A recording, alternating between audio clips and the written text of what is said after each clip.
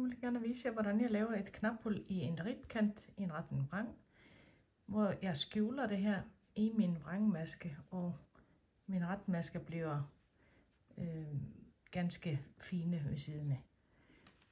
Jeg starter med min kantmaske, som jeg har her ude i yderkanten,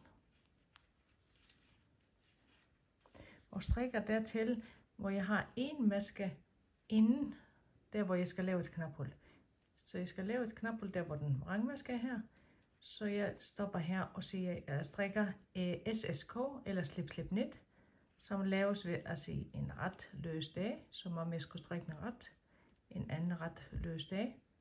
Så stikker jeg venstre pind her foran og ind i mine masker og strikker dem drejet ret sammen.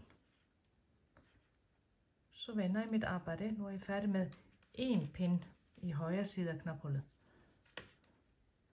Nu strikker jeg tilbage, som jeg vil gøre her med kantmasker, rib med kantmasker. Nu er jeg færdig med 2 pinde i højre side. Nu strikker jeg tredje pind i højre side med min kantmasker. Og nu er jeg kommet hen til, hvor knaphullet skal placeres. Og her slår jeg om pinden, og så går jeg videre til første pind i venstre side, og jeg strikker videre i rib derover. Nu er jeg færdig med 3 pinde her i højre side, men kun en i venstre side. Jeg vender arbejdet og strikker min anden pind hen mod knaphullet.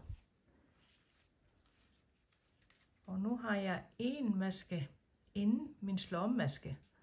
Så det jeg gør her er, at jeg strikker de her 2 masker vrang sammen.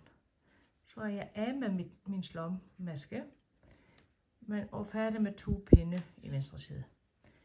Nu skal jeg strikke tredje pind i venstre side, således at jeg har strikket lige mange her i højre og venstre side. Så jeg strikker videre i rib tilbage.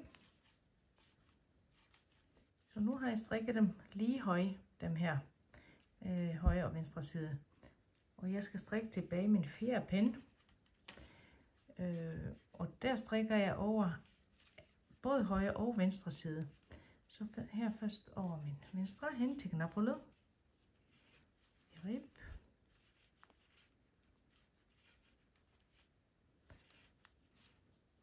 Og jeg strikker den vrangmaske. Og her har jeg jo en lille rest af mit slåomgarn. Og jeg har jo en vrangmaske på den her side og vrangmaske her. Så den skal jo strikkes ret, så jeg har mit maskeantal igen. Jeg tager min venstre pind her bagom masken her. Altså bagfra og ind i masken.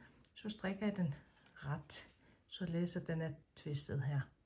Og så går jeg videre i min rib med de 2 kantmasker jeg har her. Og nu er jeg færdig med mit knaphul, så når det er 4 pinde på hver side. Så 4 pinde strikket over dem alle sammen.